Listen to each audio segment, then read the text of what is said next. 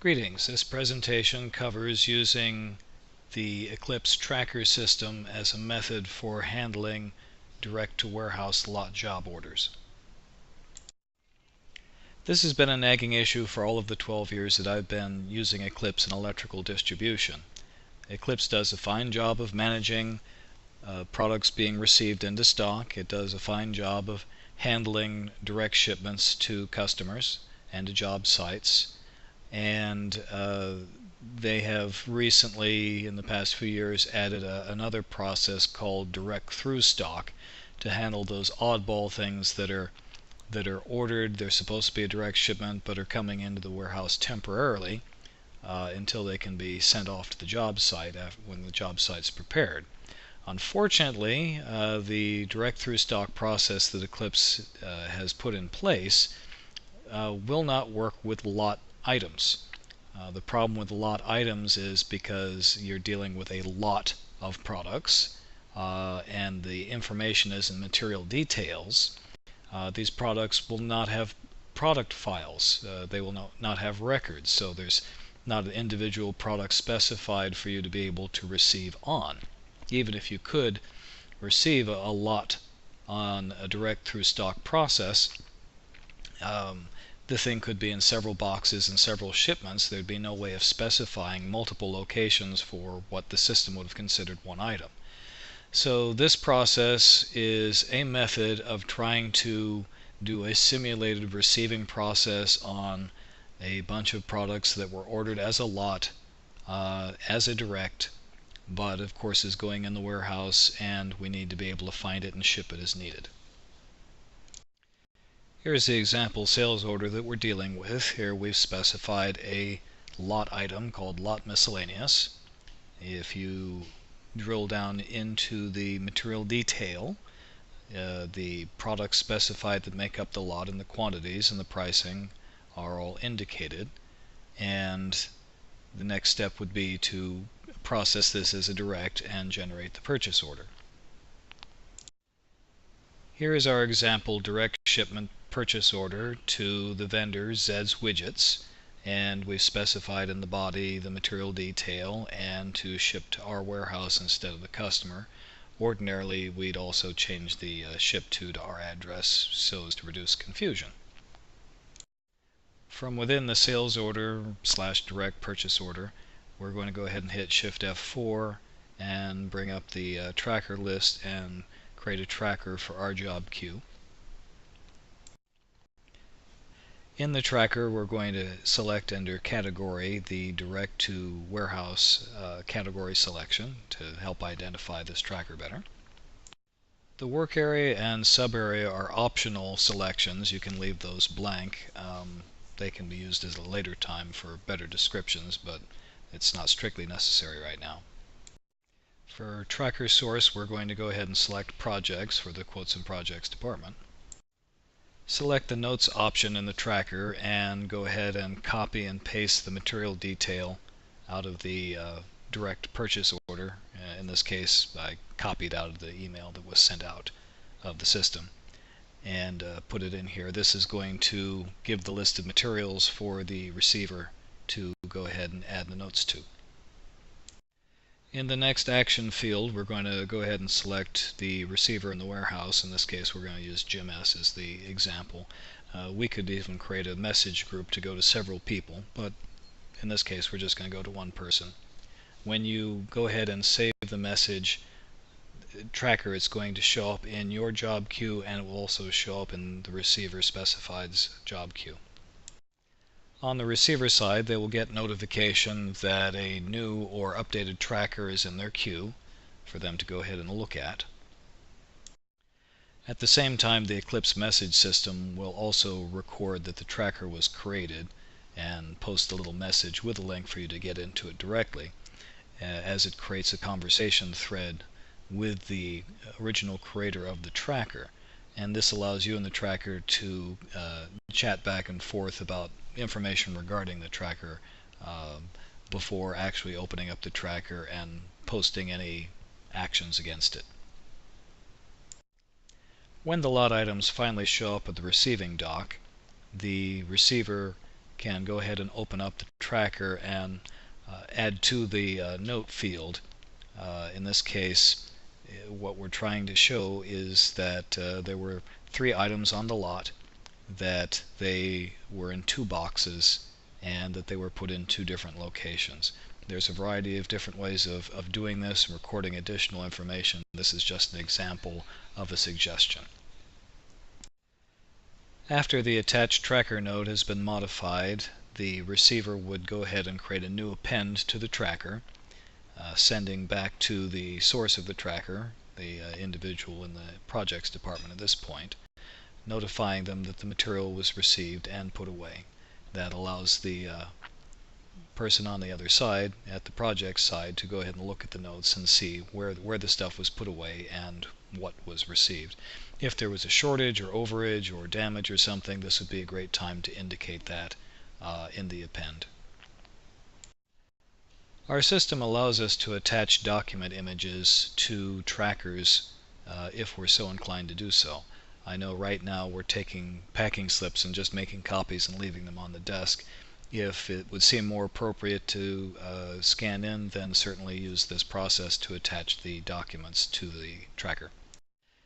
If you intend to attach document images to the tracker, here's a rough sketch of how the process should go. The receiver would go ahead and take the packing slips and take them down to the multifunction copier and do a scanned PDF to email it to themselves. In their Citrix desktop, they'd go ahead and detach that document from the email from the multifunction copier and put it someplace simple to find, like on your desktop. Then you'd go ahead and select the index image from the tracker menu, as you saw in the previous slide. When you get the open window, you'd go ahead and select the document image that you're wanting to attach, and then when you do that and do an open, and you'll get this menu here where you want to go ahead and change the image description to something that will make sense, because you can attach a virtually unlimited number of documents. You want to be able to specify which each document is. You're not just opening them up all crazy. And you'll more often than not probably have to select the document profile. In our system, the document profile is a storage location where the document image file finally goes for retrieval, and in our case you're going to select docs off the list. After you've done that, you go ahead and select index. The system may warn you whether or not you want to rename the index, and you would tell it no. After you've appended the tracker and or if you've attached documents as well, then you go ahead and save the tracker, and it's updated and sent off back to the projects person, where they will get notification. If there is documents attached, you'll see in the upper right hand corner that little blue symbol, which I guess is supposed to be a sun. Next to that you'll see a little mountain with a sun. That's an indicator that there's attached documents, and if they go ahead and click on that, they can go ahead and open the documents and view them and or reprint them as necessary. The receiving person would rinse and repeat this process as many times as necessary until all of the lot items are received, and or modifying it in case things need to be rearranged in the warehouse. And by doing this append and update, we'll go ahead and notify the projects person of the status of the products as they appear in the warehouse. And this is also, as I said, as things are being received, a great way of communicating whether there's a partial receiving or damage or such, and allows the projects person to contact the vendor and correct these things. When the time comes to go ahead and start shipping products out, then the projects person would go ahead, create a new append to the tracker, sending back to the receiving person with instructions on what to send and where to send it. As the lot items are shipped out of the warehouse to the job site, the warehouse personnel should go into the tracker, into the notes, and modify the notes to indicate what products were shipped and any additional information that might be necessary. The PODs that are sent out to the job site with the product for signature, these could be scanned and attached to the trackers as well, and when the appended trackers are sent off, then all the appropriate documentation will be available to the project's people. After all the products have been shipped and all the cleanup work has been done, then the person who created the tracker in the first place, in this case the project's person, would go ahead and go through the process of closing out the tracker. When you select Close, the Close type menu is going to come up, and you select Close Both. We won't get into why that is.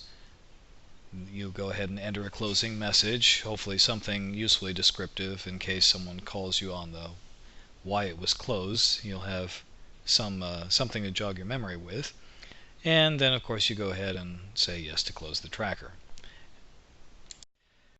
Everyone involved in the original tracker will be notified that the tracker has been closed, and there's an additional process for them to be able to remove the tracker from their job queues as well. In the case of our receiver, they would go ahead and open up the tracker, select Close Tracker, and off the menu select Remove Me from Follow-up. When they go ahead and do that, then the tracker will finally disappear from their queue as well. Closed trackers remain in the system until the system administrator deliberately runs the purge utility to get rid of them, and usually at the minimum they keep at least a year's worth of trackers for archival purposes. There are two different ways of being able to look at trackers that have been closed and are no longer in people's job queues. One is to use the user activity log viewing, and you go ahead and select the user who had created the tracker in the first place, a date range, and update, and it will give you a nice listing. Double-clicking on the item in the list will bring up the original tracker and all the original attached documents. The second method for viewing closed trackers is to use the user activity log entry tool, and you go ahead and click on that, select the user that created the tracker. You can select the type, in this case closed.